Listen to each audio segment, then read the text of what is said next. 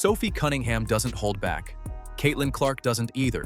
So when both of them stood in front of cameras after Indiana's brutal 113-96 loss to Atlanta and started talking about their coach, everyone in that press room went quiet.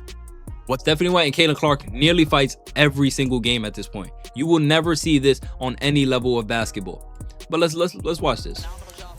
Like, look, she's rolling her eyes already. Look at this. She's tired of you, Stephanie. I'm sorry, but she's tired of you. This is not good. At any point, this is not good. She's rolling her eyes, looking up at the scoreboard. Stephanie, you think you know what you're talking about, and you don't have a single clue. Clark came out on fire. 13 points in the 1 point they were up 11 on Atlanta, and the Dream had no answer for any of it.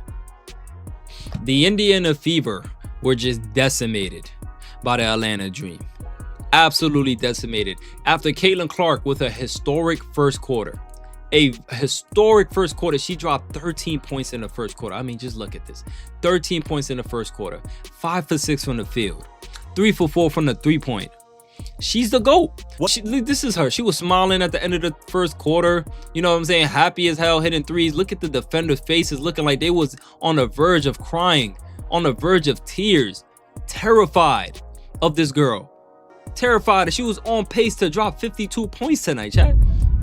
52 points. 13 points a quarter. And mind you, I don't even think she was done by that point. But this is Caitlin Clark, man. This is who Stephanie White wants to continuously take away from the ball. They called foul after foul after foul after foul when nobody was getting touched. But when Caitlin Clark did that same drive to the hole and was getting hit all game, they didn't call that foul.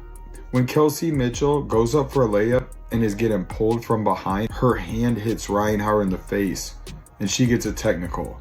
But when Angel Reese goes up for a layup and elbows somebody for the third time in 2 games, no upgrade on Angel Reese. She annoys me. Caitlin Clark hits a 3. I think that's the most open she's been the entire season. And look at, here's a moving screen. Do you see how she moves her leg out to get that screen on Caitlin Clark? That's an illegal screen. That's how aggressive you are on the ball. Clark's being held. 1, 2, 3, 4 seconds. Remember that, because you're about to see a whole bunch of ghost fouls. There's another one, Sophie Cunningham. Every single play, we're trying to build a lead, but we can't because the refs stop the game every single second when nobody's being touched. So you end up with a fourth quarter where Indiana couldn't generate any defensive pressure at all, where Bosty Hull and Monique Billings both signed real money contracts this offseason, so their performance on June 20th is worth talking about plainly. Hull went through an offensive drought that covered pretty much the entire game, never getting anything going, never really threatening Atlanta's defense in any way. Billings picked up fouls early and spent critical minutes on the bench without making any kind of impact before she sat for good. What we did well in the first half was play in transition, spray, find open people, and then it's really hard to do that when all we do is foul and they score. We didn't play in transition at all in the second half because of that.